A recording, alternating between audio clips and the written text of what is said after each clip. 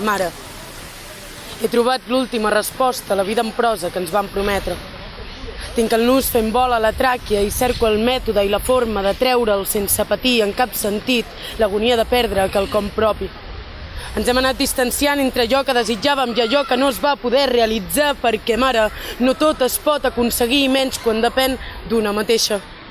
T'he de dir que avui les meves closques han descobert el camí per alliberar-se d'aquesta gran pena que he fet tan meva.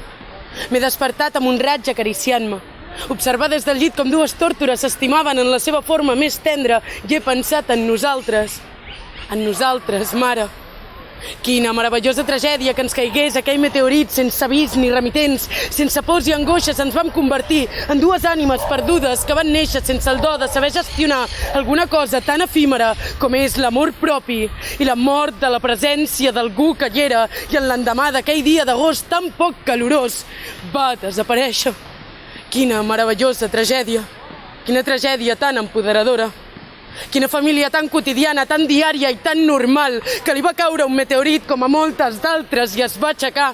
No amb el primer ni amb el segon raig de vida, però poder sí que amb el tercer, que va gosar penetrar a la finestra i perpetrar nostres parpelles per dir-nos que sa llum havia retornat a nostra vida, saludable i delicada. Com quan em beses la front quan et dic que, mamá, este mundo es tan pequeño y yo a veces tanto miedo y aún no he entendido que la vida es agua insípida con cucharadas de espesante que debo aprender a tragar.